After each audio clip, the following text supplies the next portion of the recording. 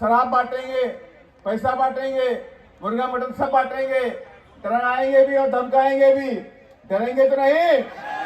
तो मेरे साथ एक बार बोलिए, चल गुंडों की छाती पर। अब मुझे यकीन हो गया, अब मेरा समाज डरने वाला नहीं है।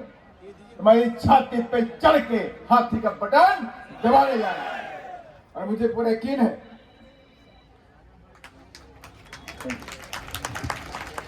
मुझे पूरा यकीन है कि इस बार 2025 में बहुजन समाज पार्टी 1-2 सीटों की लड़ाई नहीं लड़ रही है।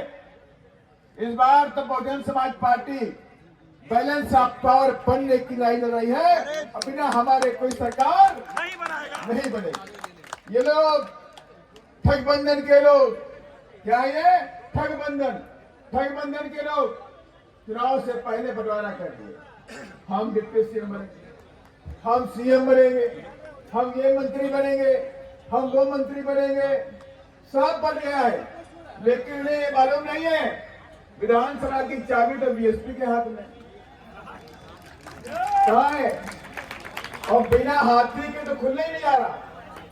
और इस बार बीएसपी डिसाइड करेगी तुम सीएम बनोगे या नहीं बनोगे, डिप्टी सीएम बनोगे या नहीं बनोगे, ये बीएसपी डिसाइड करेगी। और बहन जी ने ऐलान कर दिया है कि इस बार हम बिहार में अगर बैलेंस ऑफ पावर बनते हैं तो फ्री फोकट का किसी को समर्थन देने का हम नहीं करने जा रहे। हम सत्ता में शामिल होंगे और सत्ता में शामिल होकर के अपने बहुजन समाज के लिए, हित के लिए काम करेंगे। ये काम हमारे बहन जी ने 6 तारीख को ऐलान कर दिया।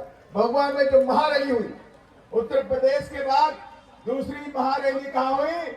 भगवा के अंदर, एयरपोर्ट ग्राउंड के अंदर हुई, जहां लाखों की संख्या में, 1 लाख से नहीं 2-2 लाख के ऊपर लोगों का आकलन है। वहां की मीडिया बोलती है कि 2 लाख के ऊपर वहां पे आए हुए हैं। ये छोटी मोटी बात नहीं थी, ये नई क्रांति की शुरुआत हो गई बिहार के अंदर। बदलाव की बयार चल पड़ी है बिहार के अंदर, और लोग चाह रहे हैं कि बिहार के अंदर शिक्षा फ्री हो, बिहार में गरीबों की शिक्षा फ्री हो, स्कूल बने, डिग्री कॉलेज बने। लोग ये चाह रहे हैं कि जो 3.5 करोड़ लोग बिहार के दूसरी जगहों पे जाके मजदूरी करते 2 वक्त की रोटी कमाने के लिए, उनको बाहर जाना पड़े, वो अपने परिवार के साथ में रह करके यही 2 वक्त की रोटी कमा ले। ये काम आज बिहार के लोग चाह रहे हैं। और बिहार के लोग ये चाह रहे हैं यहाँ से गुंडागर्दी, जंगल राज पूरी तरह से समाप्त होना चाहिए। आज बिहार का युवा मांग रहा है, बिहार की बहनें मांग रही हैं, बिहार के नौजवान मांग रहे हैं। आज ये दीवान चारों तरफ से उठ चुकी है। शिक्षा होनी चाहिए, स्कूल होने चाहिए, डिग्री कॉलेज होने चाहिए, इंजीनियरिंग कॉलेज होने चाहिए, फैक्ट्रियां लगनी चाहिए, सरकारी रोजगार मिलना चाहिए। और ये सब 75 सालों में बिहार को नहीं मिला।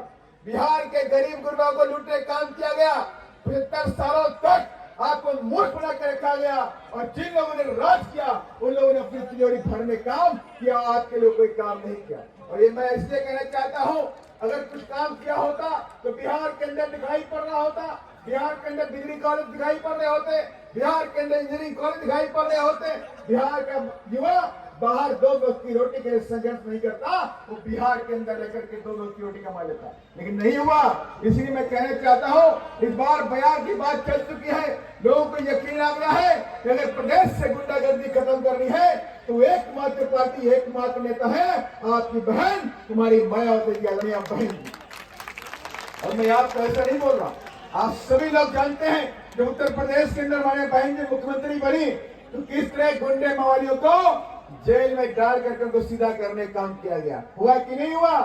सारे के सारे गुंडे मवालियों को ठीक कर दिया गया। इसलिए मैं आपसे कहना चाहता हूँ, क्योंकि मुझे मालूम है, क्योंकि हम लोग बाइक आ रहे हैं, रामगढ़ में मीटिंग थी, 11 बजे वहां मीटिंग, भगवा की मीटिंग करके बाइक आ रहा आपके बीच में पहुंचे, कई जगह पे ट्रैफिक जाम मिला, हम देर हुआ है। और अगली मीटिंग हमारी गुरुआ में लगी हुई है, वहां पर भी हम आगे जाने वाले हैं।